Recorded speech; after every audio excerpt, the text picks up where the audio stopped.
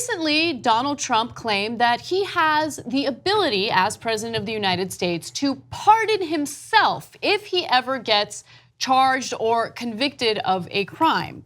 Now, following that statement, of course, the internet went crazy, and journalists wanted to know whether or not that's possible and what the GOP thinks of that. So a reporter with the Weekly Standard specifically reached out to Ted Cruz. Her name is Byrd, and the audio that you're about to listen to is her question and Ted Cruz's awesome non-answer. Senator, the president says he can pardon himself. Would you agree with that?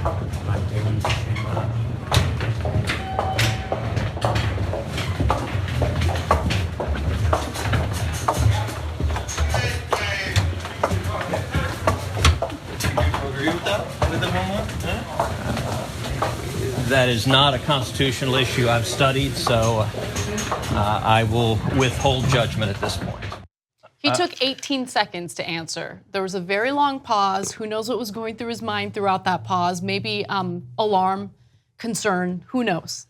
Well, I could tell you what was going through his mind, which is, well, what if he gets impeached and I could run in 2020? But I've already cucked myself to him, so that's such a good point. I keep forgetting about that.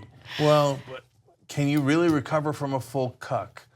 He's like 14 seconds in. He's still got time. He's like, oh, right, constitutional question. I gotta, this is gonna be awkward. Oh, I'll just punt and say I don't know.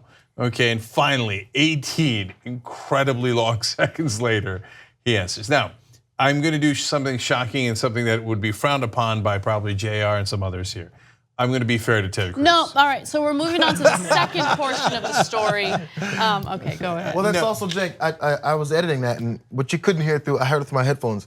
There's the sound of urine running down his leg during that 18 seconds. Apparently, we have not yet gotten to the part where we're fair to Ted Cruz. That's the only trickle down that happens in our country. So, look, he was walking, and so that happens sometimes. People shout out questions to politicians and they don't answer them. And then he got asked a second time and then he finally answers the question. But now I looked into it because I wanted to see, well, was it just like a drive-by, right? Like where somebody comes in, throws you a question, but you're walking to your next meeting, right? No, he was in a media scrum, the other reporters explained. So he was in a circle in a situation where they normally do answer the question. He walked out of that when he got that question and walked and walked and walked until somebody was like, no, wait a minute, that was a really good question and you ran away. So I'm gonna ask you again. And the Weekly Standard, by the way, is a conservative publication, not a progressive one, not even a mainstream one, a conservative one. So it was a very fair question and from his side of the aisle, and so he should have answered it. I'm just giving you the full context. And it's good that you're giving the full context because it will help equip you for how you're gonna respond or react to Ted Cruz's reaction to the coverage of his weird pause and non-answer, okay? So he started blaming everyone else for how this is being covered.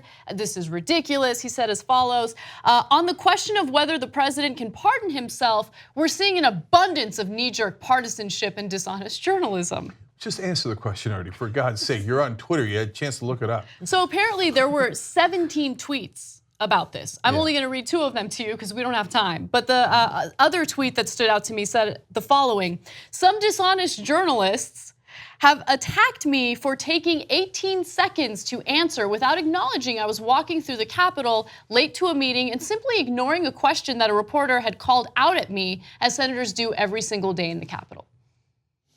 Okay, so I actually found the other 15 to be somewhat interesting, really? But only somewhat. Okay, because he then talked about the constitutional issues surrounding a pardon. How and by the way, some of those tweets, again, this is unprecedented. Second time I'm going to be fair to Ted Cruz. Some of those tweets, I think, understood the situation fairly accurately. That there's not a lot of precedent on pardons because it doesn't happen that often. Let alone someone pardoning himself, which almost never happens. So, okay, that would have been an interesting answer. But notice that he spent 15 tweets after he had time to think about it, formulate a political strategy that benefits Ted Cruz the most to come out with that answer.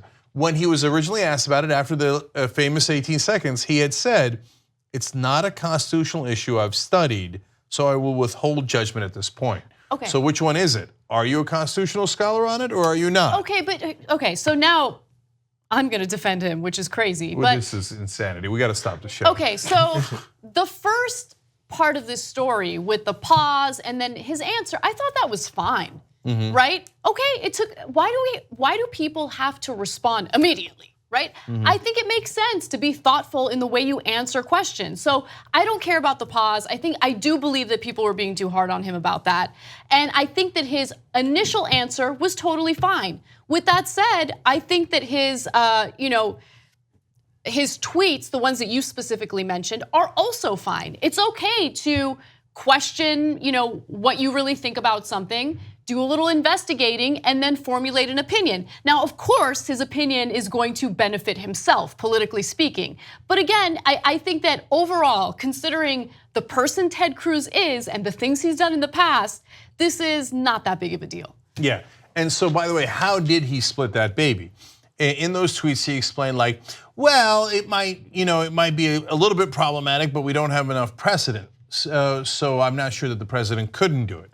Meaning, if he does do it and gets in trouble, I could later point to one of these 17 tweets and go, see, I told you that's not a power he has. Or if he doesn't and he doesn't get in trouble and I continue to cuck for him, then I can come back and say, I told you that I thought he could have done it, right? I've got both tweets in here. You see what I did? Yeah, he is a dirty, dirty politician. And what he did was smart. Yeah. Kinda. Well, no, it was. Politically speaking, it was smart. I mean, I guess because he is trying to appeal to Republicans and they just are not that, I'm gonna be very polite here, they're not that studied.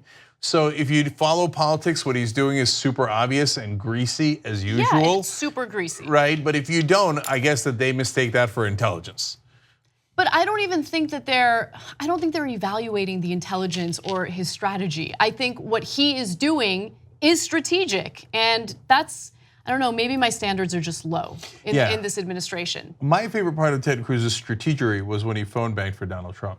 Yes, that was awesome. That was awesome. Never gets old. 2 easy ways to follow the Young Turks. One is hit the subscribe button down below, then you're a TYT subscriber. And second is ring the bell. And when you do that on YouTube, you're notified of our videos.